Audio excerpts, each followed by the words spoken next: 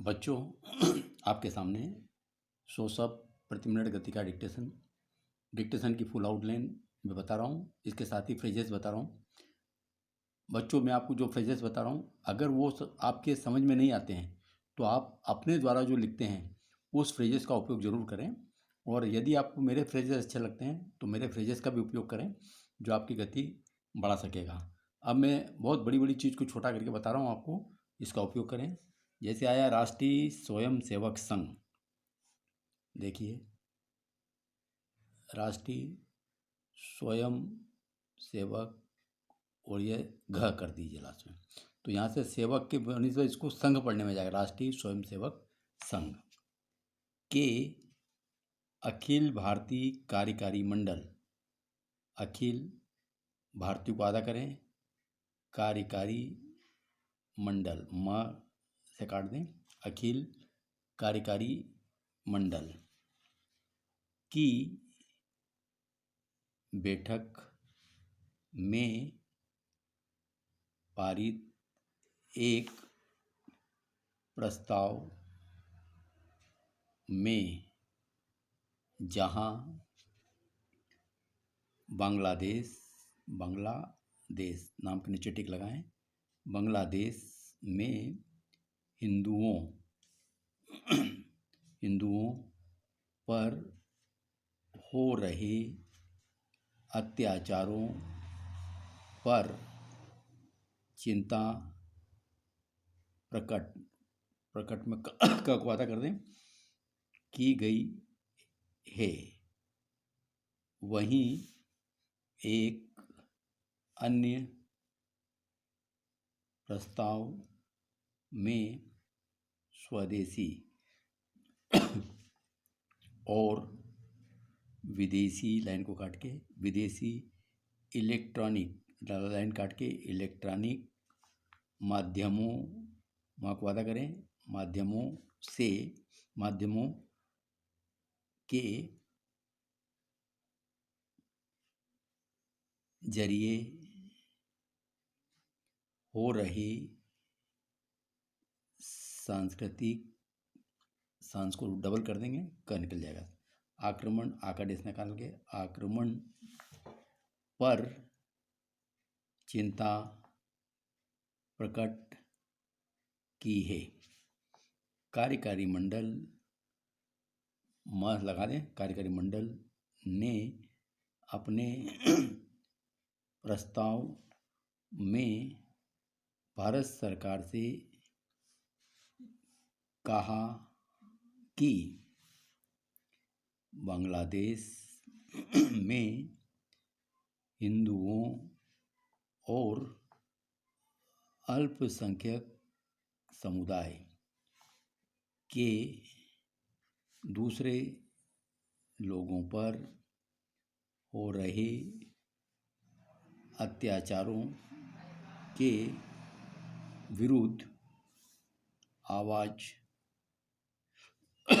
बुलंद, भूख लिखने के बाद लर्न को आधा कर दें, आवाज बुलंद करें, क्योंकि देश के विभाजन के समय उसके बात को आधा करें, बाद भी उनके हितों की रक्षा, र से सर्कल चला, रक्षा करने को भारत सरकार एक साथ बना लें, भारत सरकार वचन दे चुकी है, कैसे काट दें, चुकी है। राष्ट्रीय स्वयंसेवक संघ एक सांस्कृतिक संस्था है और राजनीति से उसका प्रत्यक्ष, वादा करें, प्रत्यक्ष संबंध समान आधा करके नहीं है। वह हिंदुओं को संगठित करती है, उनके हितों की रक्षा की ओर समय समय पर, एक समय लिखे एक दूसरे समय को बड़ा कर दें, समय समय पर सरकार का ध्यान आकर्षित करती है। लेकिन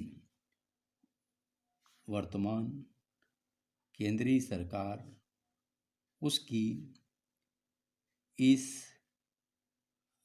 अपेक्षा को पूरा कर पाएगी, इसमें संदेह है। इसमें संदेह और है लगा दे।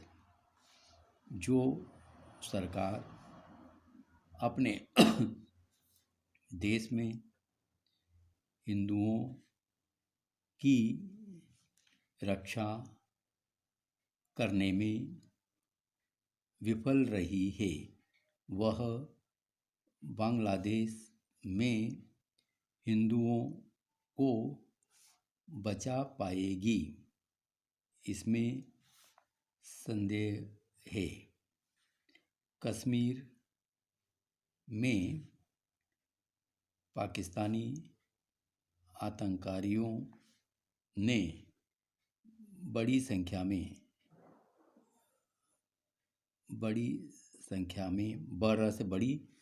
में हिंदुओं को खदेड़ दिया।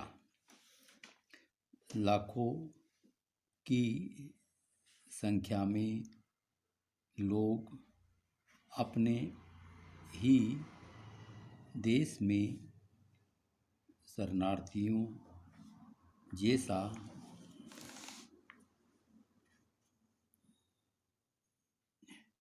जीवन बिताने को विवश हैं।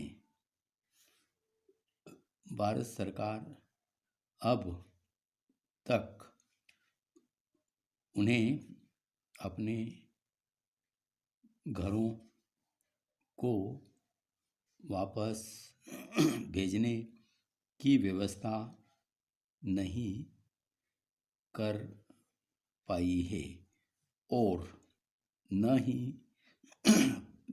ही कश्मीर घाटी में आतंकवाद को समाप्त करने में उसे सफलता मिल पाई है।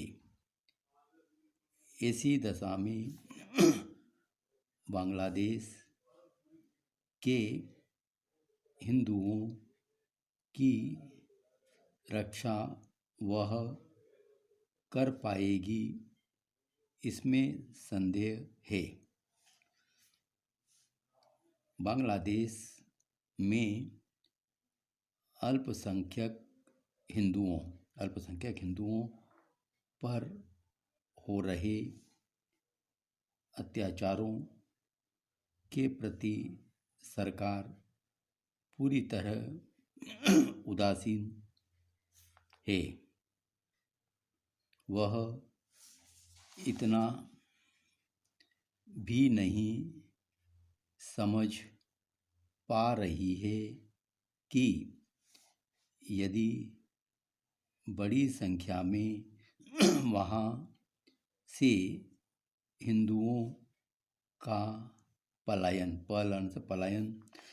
हुआ तो उन्हें भारत में शरण देने की जिम्मेदारी भी भारत सरकार पर ही आने वाली है। बांग्लादेश से बड़ी संख्या में मुस्लिम, इसी में समुदाय दोनों एक साथ, मुस्लिम समुदाय के लोगों की घुसपैठ भारत में होती रही है और वे देश के विभिन्न भागों में अवैध रूप से रह रहे हैं। लाखों की संख्या में ऐसे लोगों ने मतदाता सूचियों में नाम लिखवा लिए हैं और भारत के नागरिक बन गए हैं। उन्हें पहचान कर वापस भेजने में सरकार पूरी तरह विफल रही है। अब ऐसे हालात बन रहे हैं कि बड़ी संख्या में हिंदू शरणार्थियों को भी भारत सरकार को झेलना पड़ सकता है। प्रस्ताव में चकमा शरणार्थियों की वापसी में आ रही बाधाओं का भी जिक्र किया गया है। चकमा शरणार्थियों की त्रिपुरा के शिविरों से वापसी का सिलसिला बांग्लादेश की सरकार से लंबी वार्ता के बाद बड़ी मुश्किल से शुरू हो सका था।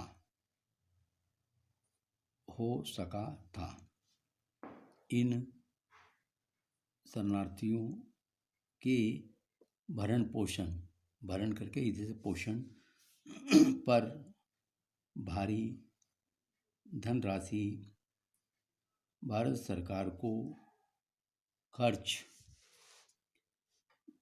करनी पड़ रही है। करीब 60,000 चकमा शरणार्थी त्रिपुरा के शिविरों में रह रहे हैं।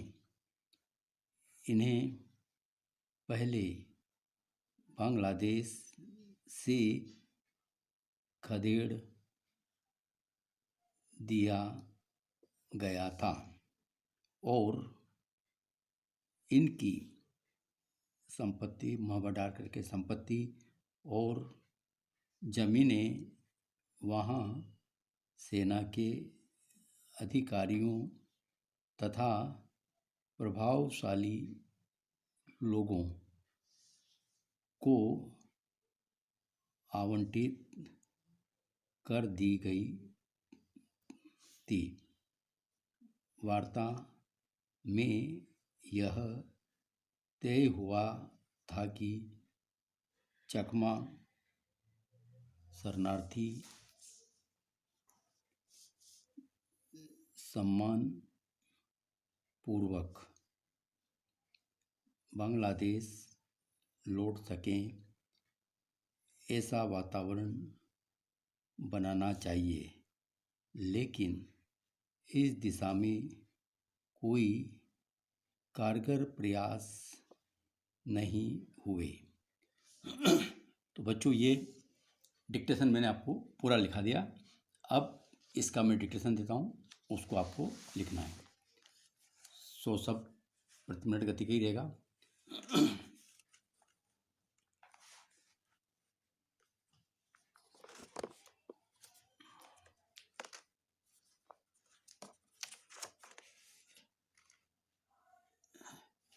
Yes, start.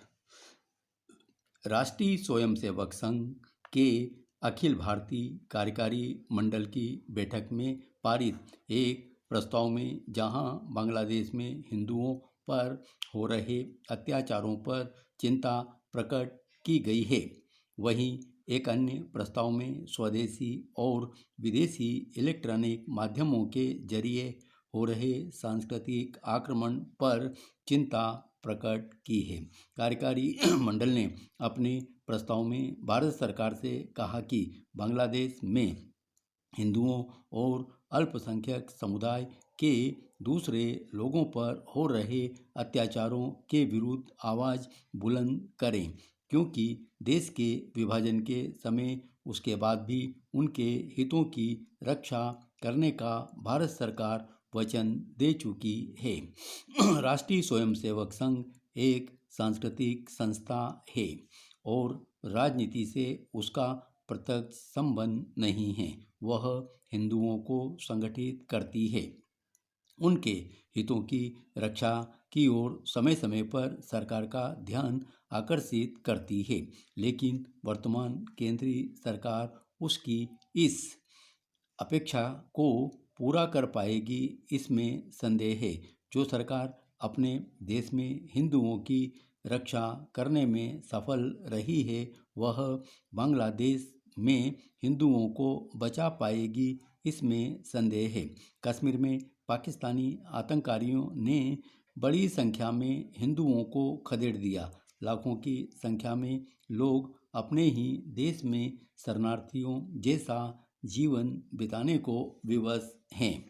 भारत सरकार अब तक उन्हें अपने घरों को वापस भेजने की व्यवस्था नहीं कर पाई है और न ही कश्मीर घाटी में आतंकवाद को समाप्त करने में उसे सफलता मिल पाई है। ऐसी दशा में बांग्लादेश के हिंदुओं की रक्षा वह कर पाएगी, इसमें संदेह है। बांग्लादेश में अल्पसंख्यक हिंदुओं पर हो रहे अत्याचारों के प्रति सरकार पूरी तरह उदासीन है।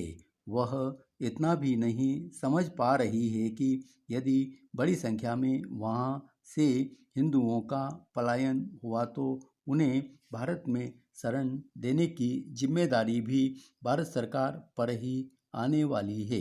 बांग्लादेश से बड़ी संख्या में मुस्लिम समुदाय के लोगों की घुसपैठ भारत में होती रही है और वे देश के विभिन्न भागों में अवैध रूप से रह रहे हैं। लाखों की संख्या में ऐसे लोगों ने मतदाता सूचियों में नाम लिखवा लिए हैं और भारत के नागरिक बन गए हैं। उन्हें पहचानकर वापस भेजने में सरकार पूरी तरह विफल रही है। अब ऐसे हालात बन रहे हैं कि बड़ी संख्या में हिंदू शरणार्थियों को भी भारत सरकार को झेलना पड़ सकता है। प्रस्ताव में चकमा शरणार्थियों की वापसी में आ रही बाधाओं का भी जिक्र किया गया है। चकमा शरणार्थियों की त्रिपुरा के शिविरों से वापसी का सिलसिला बांग्लादेश की सरकार से लंबी वार्ता के बाद बड़ी मुश्किल से शुरू हो सका था। इन शरणार्थियों के भरण पोषण पर भारी धनराशि भारत सरकार को खर्च करनी पड़ रही है। करीब 60,000 चकमा शरणार्थी त्रिपुरा के शिविरों में रह रहे हैं। इन्हें वर्षों पहले बांग्लादेश से खदेड़ दिया गया था और इनकी संपत्ति और जमीनें वहां के अधिकारियों तथा प्रभावशाली लोगों को आवंटित कर दी गई। वार्ता में यह तय हुआ था कि चकमा शरणार्थी सम्मानपूर्वक बांग्लादेश लौट सकें। ऐसा वातावरण बनाना चाहिए, लेकिन इस दिशा में कोई कारगर प्रयास नहीं हुए। धन्यवाद।